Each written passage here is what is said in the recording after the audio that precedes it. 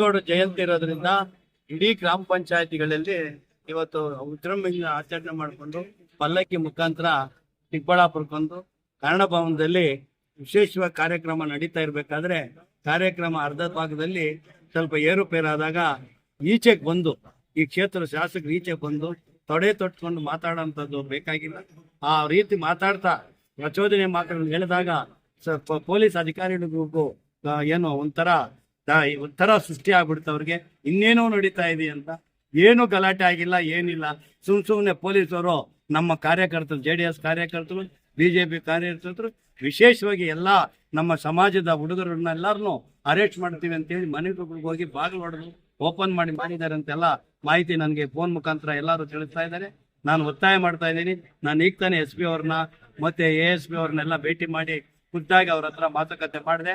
ಯಾವುದೇ ಕಾರಣಕ್ಕೆ ಇವತ್ತು ಅವ್ರನ್ನ ನಮಗೆ ಕಾಣಿಸ್ತಾ ನೋಡ್ತಾ ಇರ್ಬೇಕು ಅವ್ರನ್ನ ಅಂತೇಳಿ ಒತ್ತಾಯ ಮಾಡಿದಾಗ ಒಂದು ಅರ್ಧ ಗಂಟೆ ಇರ್ರಿ, ನಾನು ಮಾತಾಡ್ತೀನಿ ಅಂತ ಹೇಳಿದರೆ ನಾವು ಕಾಯ್ತಾ ಇದ್ದೀವಿ. ಯಾವುದೇ ಕಾರಣ ಏನೋ ತೊಂದರೆ ಆದ್ರೆ ಇಡೀ ಜಿಲ್ಲೆಯಾದಂಥ ಪ್ರತಿಭಟನೆ ಮಾಡಬೇಕಾಗ್ತದೆ.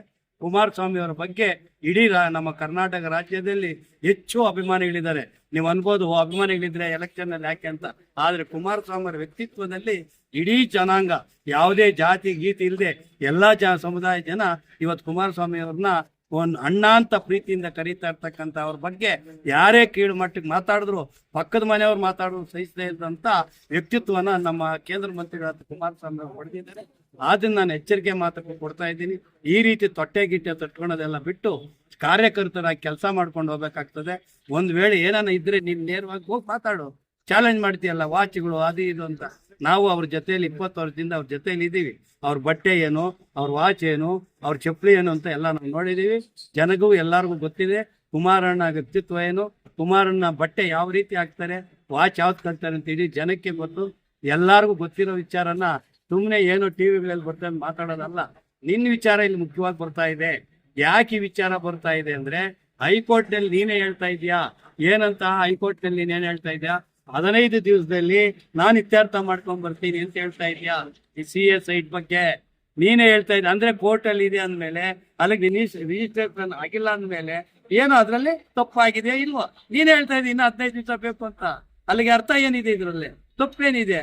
ಏನ್ ಅಂತೋ ನಿನಗೆ ಇದಾಗೋ ರೀತಿ ಏನನ್ನ ಮಾಡಿದ್ರೆ ಕುಮಾರಸ್ವಾಮಿ ಅವ್ರು ಏನನ್ನ ಇದೇ ತರ ನಿಂತರ ಪ್ರೆಸ್ ಮೀಟ್ ನಲ್ಲಿ ಮಾಡಿದ್ರೆ ಅದಕ್ಕೆ ನೀನ್ ಏನನ್ನ ಹೇಳ್ಬೋದಾಗಿತ್ತು. ಏನೋ ಎಕ್ಸೆಲ್ ಯಾರೋ ಅದನ್ನ ಮಾಡಿದ್ರೆ ಅದೇ ದೊಡ್ಡದು ತಗೊಂಡ್ ಮಾಡಿ ತಪ್ಪು. ಇದು ಶೋಭೆ ಅಂತಲ್ಲ.